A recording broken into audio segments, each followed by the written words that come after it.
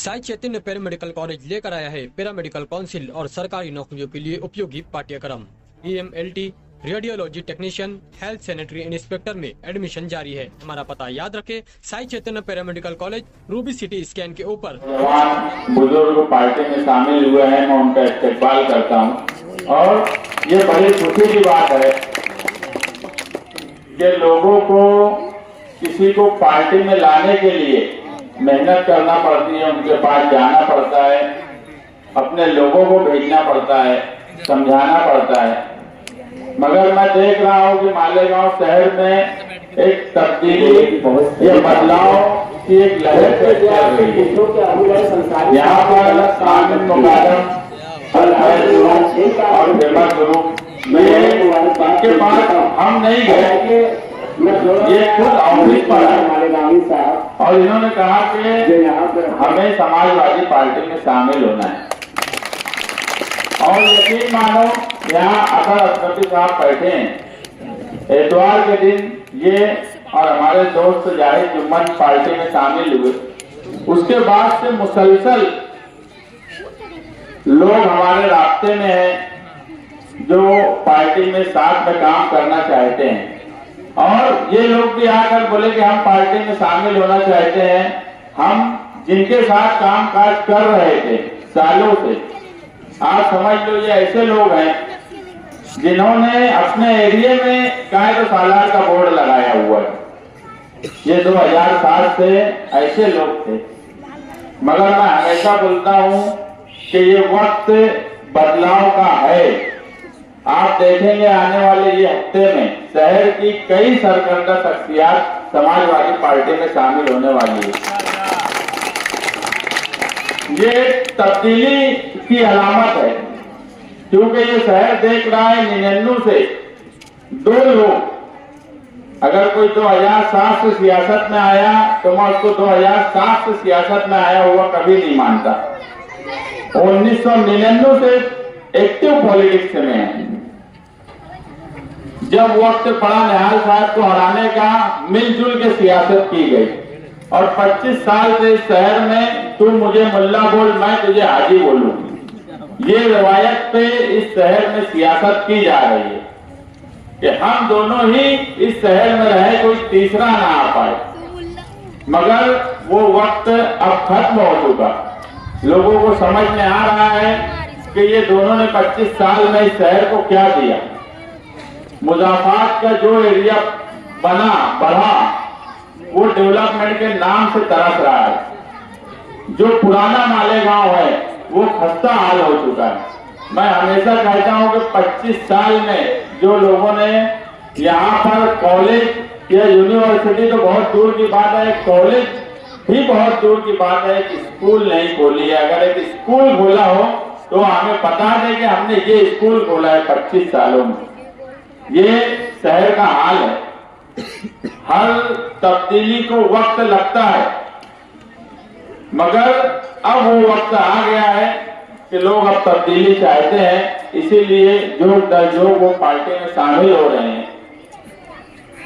आज के लीडर आजी और माजी आमदार दोनों भी काम कुछ भी नहीं करेंगे। एक को बाहर जाकर फोटो खिंचाने का शौक है, कहीं कोई मिनिस्टर से मिलना, उसके साथ फोटो खिंचाना और अखबार में डाल देना। एक का बाबा आधा में निराला है। मैं कई कहावत सुनते आता था, मगर प्रैक्टिकली वो कहावत या वो मुहावरा अब मुझे समझ में आ रहा है कि मेहनत करे मुर्गी अंडा खाए सुबह, उंगली कटा के शहीदों में नाम लिखाना। ये सब अब खुली आंखों से लोग देख रहे हैं। कुछ लोग ऐसा समझते हैं कि हम कुछ बोल देंगे, हम यहाँ आकर कोई इस्तेकबाल कर लेंगे। एक बुनकर का मुझे फोन आया 8 बजे, बुनकर कहाँ थे बोले आज के प्रोग्राम में।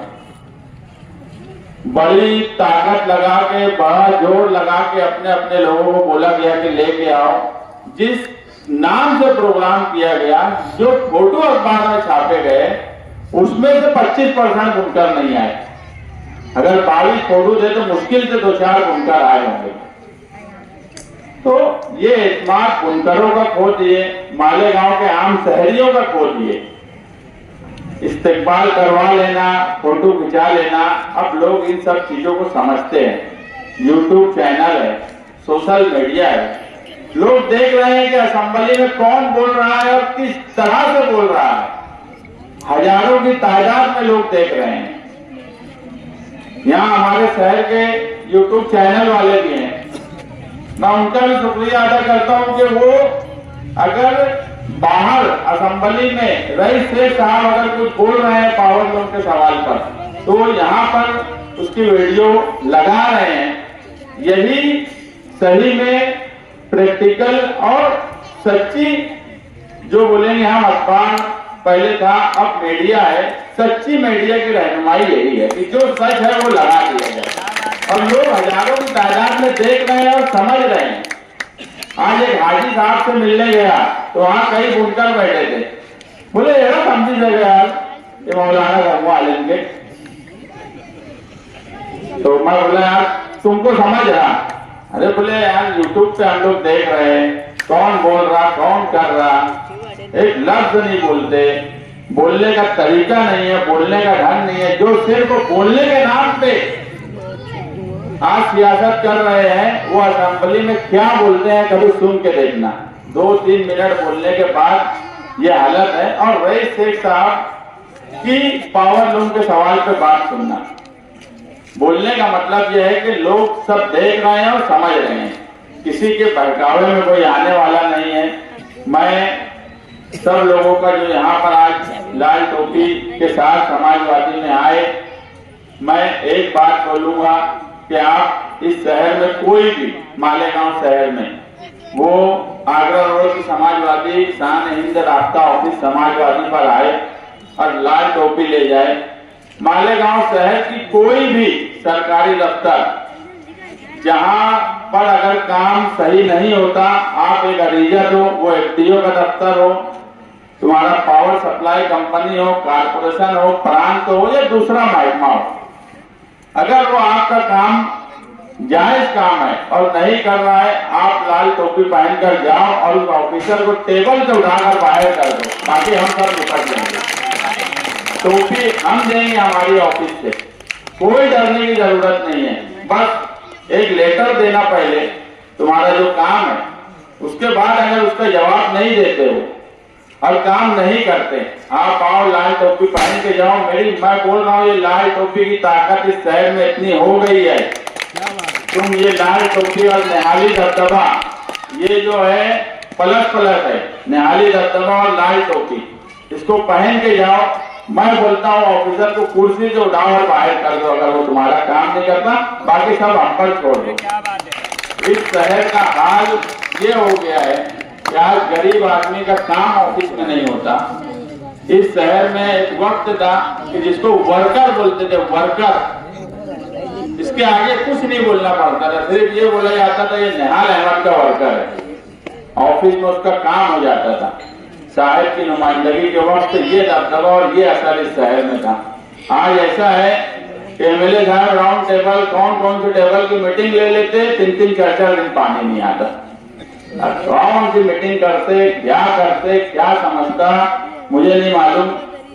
पुलिस वाले को अगर कुछ बोलेंगे, पुलिस वाले ऑफिस में बुला के डांट दे रहे तो असेंबली में उनकी तारीफ कर रहे। ये हाल आज हमारे यहाँ के आमदार का है।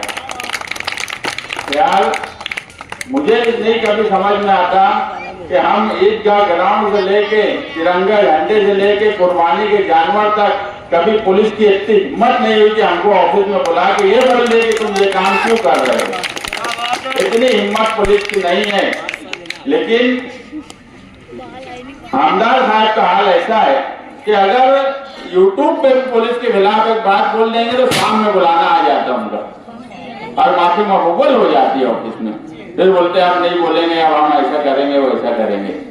इस तरह की नुमाइंदगी, ना शहर का डेवलपमेंट हो रहा है, ना शहर का दबदबा बचा है। ऐसे वक्त में मालेगांव की आज अगर मैं कहूँ तो वो समाजवादी पार्टी है। आने वाले 9 अगस्त क्रांति दिन के मौके पर अखिलेश यादव साहब, इकरा हसन, अवधेश पासी और उनके साथ कई मेंबर ऑफ पार्लियामेंट मालेगांव आ रहे हैं इंशाअल्लाह। उसके बाद जो क्विट इंडिया मूवमेंट था उसी तरह इस शहर से क्विट आजी और माजी आमदार को करने की एक लहर बनेगी। यही आपसे मेरी गुजारिश है कि आप समाजवादी का साथ दीजिए, पूरी ताकत से हम आपके साथ खड़े रहेंगे। जो लोग समाजवादी में आए हैं उनको जब हमारी जरूरत लगेगी इंशाअल्लाह उनके साथ खड़े रहेंगे। जिम्मेदारान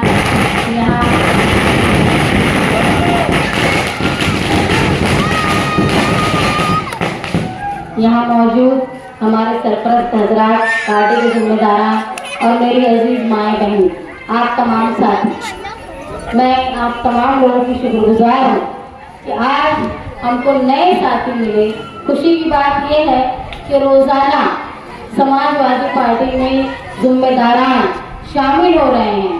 खास तौर पे यहाँ के लोगों के लिए मैं ये बोलूँगी कि इन्होंने जो जानिसारी का हॉल पहन के रखा था वो छोड़ के हमारे साथ आए हैं। जानिसारी जो होती है, अगर वर्कर जानिसारी करता है तो उसका बदला लीडर ने पहले जानिसारी करके देना चाहिए, वरना कोई लीडर सिर्फ ये चाहता हो कि लोग मेरे जानिसार रहे तो वो लीडर नहीं, वो बलि लेने वाला है जो वर्करों की और आवाम की बलि। हर तकलीफ का सामना पहले लीडर ने करना चाहिए। ये नहीं कि जब कोई हम आंदोलन चलाए, कोई तहरीक चलाए और पुलिस आ गई तो पहले लीडर भाग गए, वर्कर को अपने हालात पे छोड़ दिया जाए, कि लीडर का सेवा नहीं होता। इसलिए मैं कहती हूँ जानिसारी करना, अगर कोई वर्कर ये समझता है कि मैं किसी का जानिसार हूँ तो वो याद रखे पहले लीडर को देख ले कि वो उनके लिए कितना जानिसार। अगर वो अपने वर्कर के लिए जानिसारी नहीं करता तो वो अपने वर्करों की मेहनत का, जुलूस की बलि लेता। और अब जब लोगों ने ये महसूस कर लिया कि हम अपने जुलूस का इस्तेसाल हो रहा है यहाँ पर, तो वो जो लोग मुतहर्रिक हैं, जुलूस अपने दिल में रखते हैं, आवाम के लिए खिदमत करने का जज्बा रखते हैं, वो लोग एक हॉल के बाहर निकलकर ऐसे लोगों के साथ शामिल हो रहे हैं, समाजवादी पार्टी में शामिल हो रहे हैं, जहाँ पर काम करने का दायरा वसी है, काम करने वालों की इज्जत की जाती है, उनकी मेहनत की कद्र की जाती है, उनकी हौसला अफजाई के साथ साथ, जैसे मुस्तकीम ने कहा कि आप लाल टोपी पहन के पहले आप एक अर्जी दे दीजिए अगर आपका कोई काम रुक रहा हो, और हमारी टोपी पहन के जाइए इंशाअल्लाह। यहाँ वर्कर को बलि का सामान नहीं समझते, हम हमारे खानदान का, हमारे फैमिली का हिस्सा समझते। अगर वर्कर में कोई आ जाएगी तो सदर से लेकर पुलिस पार्टी के जिम्मेदारान का ये फर्ज होगा कि जिस तरह अपने घर के फर्द को बचाना और उसका तहफ़्फ़ुज़ करना, वैसे ही वर्कर का तहफ़्फ़ुज़ करना ये हमारे लिए अहम है। और ये तमाम चीजें हमने साथी निहाल अहमद साहब से सीखा है। निहाल साहब हमेशा कहा करते थे, मेरे वर्कर, मेरे कान और मेरी आँख है, जो मैं देखता हूँ वो वर्कर मुझे दिखाते हैं, जो मैं सुनता हूँ ये मेरे वर्कर मुझे बोलते हैं। जिस तरह अपनी आँख और कान पे भरोसा करो उसी तरह अपने वर्कर पे भरोसा करो। अगर हमारे कान और आँख में चोट आ जाती है तो हमको जितनी तकलीफ होती है उतनी ही तकलीफ हमारे वर्कर के जर्ब आने पर होनी चाहिए। मैं ये मानती हूँ अगर कोई शख्स, कोई लीडर दूसरे के कामों को अपना काम करके आवाम के सामने ढिंढोरा पीटता होगा तो उसने कम से कम अकेले में ये महसूस करना चाहिए, तुम मोमिन हो, तुम्हारे दिल में ईमान है, तुमको ये महसूस करना चाहिए कि अगर मैं झूठी वाहवाही ले रहा हूँ तो मेरा दिल मुतमईन है क्या, मैं अपने फर्ज पर जो मैंने हल्फ लिया है। बाद लोगों ने तो मजहबी किताबों का हाथ में लेकर अपनी रुकनियत का हल्फ लिया था, तो याद रखो कि रुकनियत का फर्ज तुमने कितना निभाया, और उस मजहबी किताब को, उस कुरान शरीफ को अगर तुमने हाथ में लिया था तो इतनी बड़ी कसम खाने के बाद, इतना बड़ा हल्फ लेने के बाद तुम किस तरह की नुमाइंदगी कर रहे हो, तुम अकेले में सोचो। अगर ये सोचने पर भी उस लीडर का दिल मुतमईन है तो समझ लो उनका दिल पूरी तरह खत्म हो चुका है, उनके अंदर हिस्स और एहसास खत्म हो चुका है। मैंने सुना था लोग बोलते हैं कि मोमिन एक ही सुराख से 2 बार डसा नहीं जाए। अब आवाम के ऊपर है कि वो एक चीज फैसला कर ले कि जब मालेगांव शहर में फिरका परस्तों की तरफ से कोई हमला होता है, चाहे वो 12 नवंबर का मामला हो, चाहे रमजान के महीने में कोई रथ निकाला जाए और हमारे यहाँ नमाज में खलल पैदा की जाए, या फिर ईदगाह पे क्रिकेट खेलने से मुस्लिम लोगों को जानबूझ के को रोका जाए, उस वक्त कौन सी पार्टी या कौन से लोग रहनुमाई करने आते हैं? या तुम्हारे शहरी मसाइल अगर है तो तुम्हारी पावर का मामला हो, घरपट्टी का मामला हो, या रोजाना तुम्हारे कागजात का मामला हो, कौन सी पार्टी तुम्हारे लिए हमेशा खिदमत के लिए हाजिर होती है? ये आप याद रखो और उन लोगों का साथ दो जो आप लोगों के लिए हमेशा मुखलिस रहते हो। साथी निहाल अहमद साहब मेरे वालिद कहा करते थे कि सियासत में कोई काम करो तो तुम वाहवाही का इंतजार मत करो, क्योंकि अगर तुम खुलूस से काम कर रहे हो तो जरूर तुम्हारी वाहवाही लोग करेंगे, तुमको दिखावा करने की जरूरत नहीं पड़ेगी। आज हमारे साथ जो लोग शामिल हुए हैं, मैं समाजवादी पार्टी की शहर की सदर होने के नाते आपसे इस बात का मैं यकीन दिलाती हूँ कि आपके लिए, आपके खुलूस की हमारी पार्टी में कद्र होगी। हम कोई बड़ी बड़ी बात नहीं करेंगे, आज ना हम एमएलए हैं ना कारपोरेशन में हमारा इख्तियार है, लेकिन हम हर कोशिश करेंगे जो एक नुमाइंदे का काम है और वो नाकारा साबित हुआ है, वो तमाम हम हमारी हद से ज्यादा करने की कोशिश करेंगे। तुमको कोई ताजमहल हम आज बना देंगे, आज हम ये बात का वादा नहीं करते, लेकिन आपके रोजमर्रा की जो तकलीफ होती है, मैं यहाँ जब खवातीन में गई तो मुझे पता है कि यहाँ से पहले भी मैं असेंबली के इलेक्शन में शायद इसी जगह पर मैंने जलसा लिया था, मुफ्ती साहब मीटिंग लिया था मुफ्ती साहब के लिए। उस वक्त भी मैंने कई बातें यहाँ से बोल कर गई थी और इलेक्शन के बाद भी उनको बोला गया था कि पाइपलाइन का ये काम है, जो जगह पर लेआउट बिनशेती नहीं है वहाँ कारपोरेशन काम नहीं करती, ये बोल करके यहाँ पर बिनशेती नहीं है, वार्ड कंपाउंड बिनशेती का मामला है, लेकिन एमएलए जो है वो काम अपने फंड का कर सकता है। लेकिन उनसे इंतजार करने के बावजूद भी जो बड़े मसाइल थे, यहाँ से लेकर पूरे हाईवे तक पाइपलाइन का मामला जो था, अगर सड़कों पर पाइपलाइन लाकर पाइपलाइन छोड़ दी जाती तो लोग अपने खुद जाती खर्च से पाइपलाइन पानी का इंतजाम हो जाता, लेकिन उसके लिए भी हमारी बात पर तवज्जो नहीं दी गई।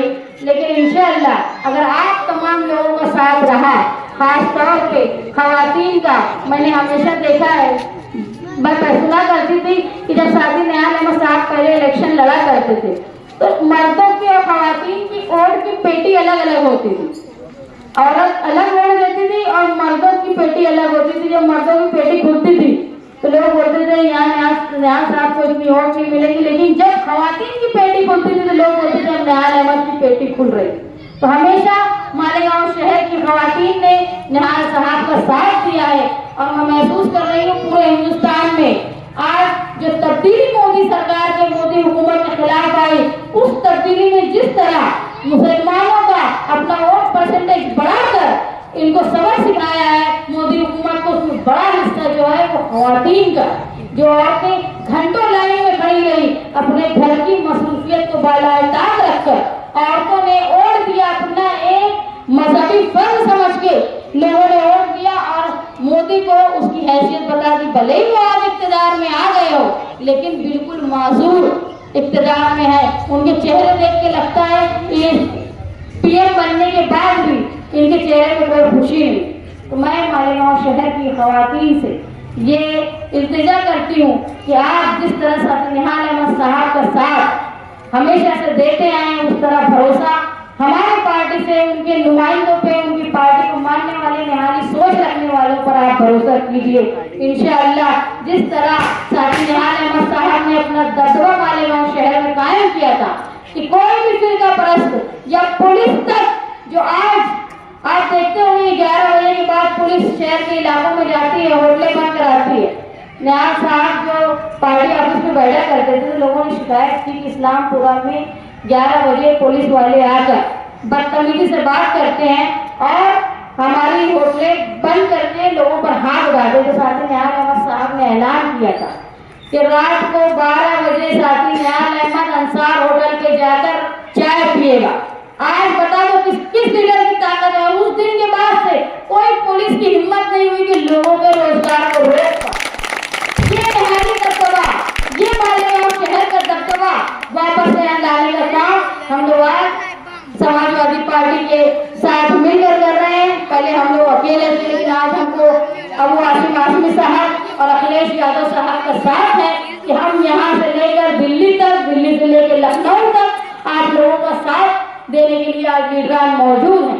आप देखेंगे कि अहवान में, पार्लियामेंट में जब आवाज उठती है, मैंने खुद तकरीर में देखा और उसमें चर्चा भी हुई कि अपोजिशन लीडर राहुल गांधी जब बोलते हैं, उन्होंने जो तकरीर की 1.5 घंटा, उनकी तकरीर पर ऑब्जेक्शन बहुत लिया गया, लेकिन जब अखिलेश यादव ने तकरीर की तो उनकी तकरीर पे ऑब्जेक्शन लेने की ताकत नहीं थी, क्योंकि उनके जुमले इतने जरूरी होते हैं, बोलने का अंदाज इतना अच्छा होता है, चाह कर भी कोई ऑब्जेक्शन नहीं ले पाता। तो इस तरह का लीडर आज हमारे साथ है, जो यहाँ से लेके यूपी तक मुसलमानों की हिफाजत की जिम्मेदारी लेते हैं।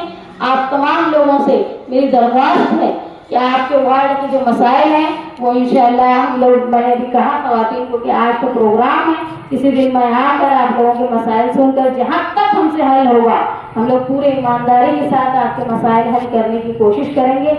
जो नए लोग हमारे साथ शामिल हुए हैं, मैं उनका इस्तेमाल करती हूँ और उनको इस बात का मैं यकीन दिलाती हूँ कि हमारी पार्टी में आपके खुलूस की, आपके काम करने के तरीके की हम लोग इज्जत करेंगे और आपकी हिफाजत की जिम्मेदारी उसी तरह हमारे होगी जिस तरह खानदान के एक फर्द की होती है, उसी तरह पार्टी के हर वर्कर को तहफ़्फ़ुज़ देने की जिम्मेदारी हमारी होगी। आप लोगों ने यहाँ बोलने का मौका दिया, मेरे अतार चचा ने बहुत मेरे ताल्लुक से कहा, मैं उनकी शुक्रगुजार हूँ।